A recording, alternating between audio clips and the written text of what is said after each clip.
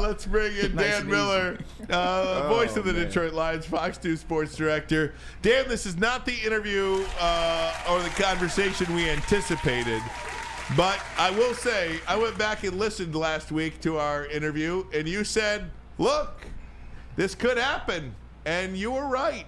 You were right. Setting him up. You were right. You think so, you jerk? It's my fault. No, listen, I must have done, and I'm going to pat myself on the back a little bit here. I must have done 12 to 15 interviews in Washington with old friends and stuff like that last week. And in all of them, I said, look, I think Detroit is the better team. I will sit here right now and tell you Detroit is the better team. I said, everybody's talking about the defense. To me, it's about the offense. The offense has to be efficient, and they can't turn it over. They can't give short fields to Washington, and they can't give them points to their defense. And they did exactly what you couldn't do and win this game. They turned it over 5 times, still scored 31 points, but 5 times was too many. I thought their defense would have trouble stopping Washington from scoring, but I thought they'd be able to do enough that they'd be able to outscore them if their offense played efficiently. And they just didn't. They did what you could not do in this game and expect to win. And frankly, what you can't do in the NFL and expect to win, and that's turn the ball over and lose that turnover battle. I mean, overwhelmingly at 5-0, your odds of winning any game are slim and none. But it's just that, to me, was what couldn't happen in this game and what was going to make them vulnerable. And in the end, that's what happened. Dan, and there's no doubt. I mean, you look at the Ravens, 3 turnovers to Buffalo's 0, and the Ravens lost the game, had a chance. I almost feel like if Detroit just turned it over 3 times, they would have won instead of 5. That's what Dan Campbell said. Dan Campbell said if we turn it over a couple times and play our B game, we may win that game. But it was not their B game, and it was not just 2 or 3 times. And it was, 21 points off of turnovers. And big momentum swings, Ryan, early in the game that made Washington think that this was their day. And then they're up 2 points, and you've got the ball up 7-3 at the plus 17-yard line and fumble the ball with a chance to go up 2 scores. There's so many ways that game could have been different, but self-inflicted wounds, and give Washington credit because every time Detroit made a mistake, they took advantage of it. Dan, you're around this team all year, and Braylon asked me and Maz last week, he said, what is your concern level with Washington on a scale of 1 to 10? And we both said 1. And it felt like the Lions thought it was a 1-2. Did anything out of the ordinary? It feels like, and it's easy to say because they lost the game, but that was so uncharacteristic of the Detroit Lions team that we have seen for 2+ years specifically. It looks like, to me, that they took Washington lightly. Did it look like that to you? I don't think they did. And I think I asked Dan Campbell on Monday for a radio interview, is it hard to wrap your head around a team that plays like this when their body of work says they don't play that type of football? And he said, yeah, it is. And then went on to talk about other things and just how things snowballed and went wrong, including him not calling a timeout with 12 men on the field. All those things went wrong. And here's the thing, and I'm going to throw a question back at Braylon. We want to sit here and explain it.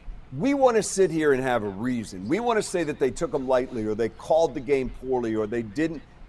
Man, sometimes do you just have a bad day? And sometimes it's a bad time to have a bad day. I don't think Jared Goff went into that game any less intense or prepared than he has other games. I don't think Ben Johnson went into that game, despite everything that you read on Twitter, went into that game thinking about the Bears and not completely locked in on the Commanders. Man, I just think sometimes it's as simple as you had a really bad day at a bad time, because I know how this team prepares. I know how Dan Campbell prepares a team. I've got 4 years of body of work to tell me what he does to get a team ready, and I don't think he forgot how to do it going into this game. I think they had some bad plays. I think they had a bad day. I think it snowballed on them, and I don't know that you could ever come up with an explanation that explains why that's the case, other than sometimes in football, with variance, that happens, and for them, it happened at a really bad time. Dan, you're absolutely right. It's so easy for me to get on this desk and talk about what I saw in the game and say, you know what, they weren't prepared. They came out and that they overthought it in the 2 weeks they had off. They made the wrong play here. But I remember playing in the AFC Championship game for the first time. It was the Jets versus the Colts in 2009 season, 2010.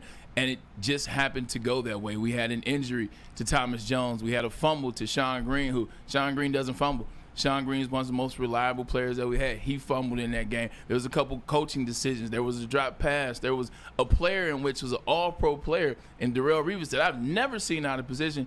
He was out of position. Leads to a big pass down the field. So you don't practice that way. You don't necessarily say this is a team that can do some damage or we're overlooking. It just happens that way, and then you just can't recover. You get into this snowball effect of mental and plays and things and pressing, and you just can't get out of that funk, and you look up, and the game's over, and it's too late for you to call back.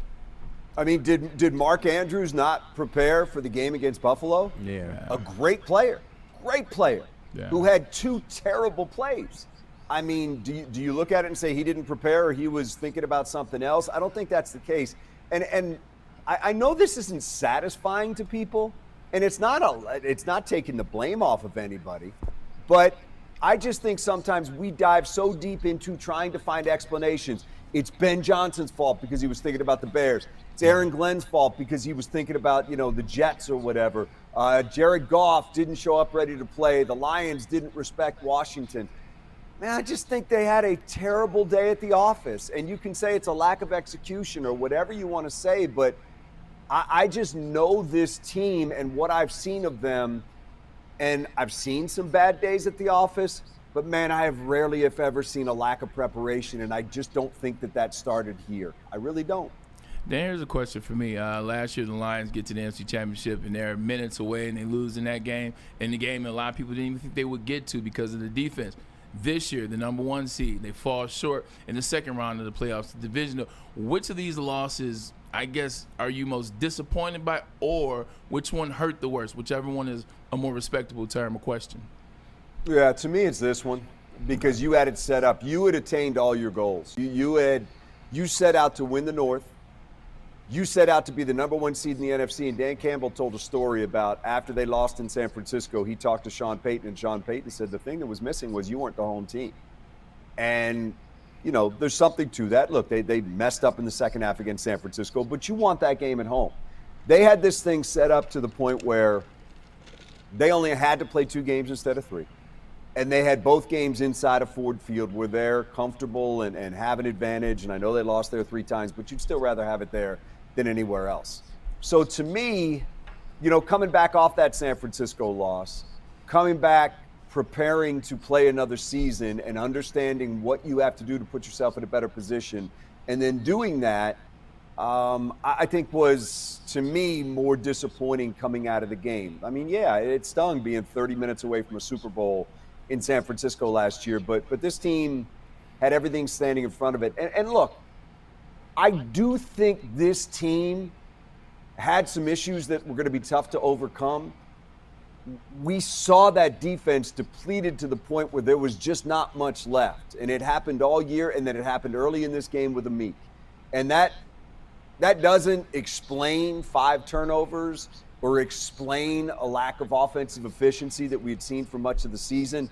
But I do think there was some issues and some cracks starting to show on that defense. I think, and I said it on this show, I think, Sam Darnold picked a really bad time to have a bad game against the Lions. That 9 points looked good. The effort was good. They held Minnesota out of the end zone. But let's face it, if he's a little bit better, that game probably looks a little bit different. They probably still win, but they're not just scoring 3 field goals. And if you look at the last 6 games heading into that playoff game, Lions have given up 31 points a game on defense. And I think some of the missing guys were starting to catch up to them. So, Braylon, it's a long way of saying that the body of work that they put together this year and achieving all of their goals to put themselves in that position, I think makes it hurt. But I still think, man, it felt like there was some things that were really beginning to weigh heavily upon them in terms of that defense and how they were going to be able to defend some of the better offenses as they moved into the playoffs. I thought they'd have a tough time stopping Washington. They did have a tough time stopping Washington. But the great equalizer for this team has always been that offense. Yeah. And it just wasn't there on that day. No, it wasn't. Hey, Dan, how would I put this? You know it's coming. Listen, You know it's coming. listen, man. I got nothing. Drink them if you got them. I got nothing. I will say this. Do you think the Lions shot their onions trying to win that home field advantage? Beating San Francisco when they didn't need to, when they could have rested some players, come back against the Vikings. Did they put too much into that and fall short in this game? Were they rusty? I don't know any other way I could ask. Yeah, I don't think so. I mean, look, I think they needed that rest. Their bye was so early in the season. They weren't rusty when they marched down the field in their second possession of the game and scored to go ahead. They weren't rusty when they stopped Washington on their opening drive on a fourth down and got the football back. They weren't rusty when it was 7-3 and they had the ball with a third down at the +17 and had a turnover at an inopportune time. Yeah. Forget the play call. Just look at the turnover. Yeah. If you go up 14-3 there, maybe that's a different game. It And we're is. not talking Game's about over. rust. It is. I don't think they were rusty. I'm not giving them that excuse. Thank I think you. I just think they picked a bad day to have a really bad day. And I think if you played that game 10 times, they probably win 7. But it just wasn't to be that day. And I know there's people down in the comments right now that are going to say, that's not satisfactory to them, or they don't find any, solace in that. Yeah. But frankly, I think some of the explanations that I've heard are just silly. And sometimes I just think while we want to have a reason and we want to have something that make us feel better because we have something to blame, I just feel like in sports maybe sometimes there isn't. There's variance, and I think this was an example of that, because I'm not going to sit here and say after all I've seen that Dan Campbell doesn't get a team prepared, because I think that honestly is one of his strengths. Dan, I lied. I have one more question. What was your thoughts on starting the game with Dave Montgomery? Obviously, Dave Montgomery coming back off injury, how hot Jahmyr Gibbs had been so far to that point. What was your thoughts on starting him that drive in which you would eventually go 3-and-out? Honestly, I thought they were going to do that, and I think we even discussed that here. Yep. I thought they would, just out of respect to David. I thought that they would go back to what they had done before, and I know there's a lot of talk about that, but again, I mean, even if you don't like that first series, they recovered. Again, I go back, it's wipe that off. It's 7-3, you're driving down the field, you got a chance to go up 2 scores. It's not like that put them behind the 8 ball and they never recovered. But I honestly, Braylon, I thought in discussions that's what they were going to do, and it wasn't discussions with anybody out there. It was discussions with guys like you in situations like this. I just thought out of respect to David, him being back, that's what they do, and I think they love having him back there. But again, I don't think that was the beginning of anything. I don't think that was the beginning of the end. The beginning of the end came after that. Appreciate you. Hey, Dan, out of the last 26 Super Bowls, I would say 23 of them were won by a Northeast team, outdoor team. I can give you 2 teams. I won't even count the Rams. They play outdoors, but it's in the West Coast. But you got the Saints, you got the Colts. Other than that, it's outdoor, tough teams. And the Lions went outdoors this year, and they were undefeated. And they played in their element, and they lost their 3rd game of the year. What is your take on these teams? I mean, it speaks for itself. The outdoor teams, they're the tougher teams, and they win the Super Bowl. I don't know. I mean, It Brady is what it wins is. the Super Bowls, but what was it, 6 or 7 of them were his, right? So, I mean, I don't know if I buy that. They lost 3 games inside their dome. They won all their games outside their dome. They went to Green Bay on a nasty rainy night, which was miserable, and won. I don't think toughness is a question for this team, and they didn't. I mean, look, if they'd have gone to wherever, Minnesota, or Minnesota plays inside. If they'd have gone to Green Bay and lost, maybe this argument would make more sense. They lost in a controlled environment. So why are you?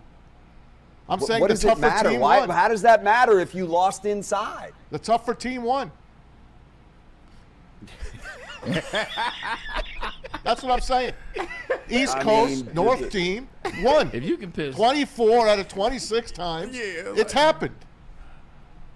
I don't know. I mean, how much of that is Brady? How much of that is how far are we going back? So that would be 26 1998. times. Go ahead. Okay, so that's 1998. Are you going back to? Is that what you're telling me? Yeah, I'm giving you 26 years. Okay, Two so indoor teams have won. A quarter of those was Brady, right? Okay. Yeah. And then who else are you going to give me? Peyton Manning? Giants, Okay, he won Seahawks, inside. Steelers. Broncos. And then he won. Broncos. Peyton Manning won 2 outside with the Broncos. Yeah. When the Broncos had never been able to win a Super Bowl before, they'd got throttled every time they'd been there. I guess that was when they weren't tough playing Bucks, outside. Ravens, I guess. Eagles.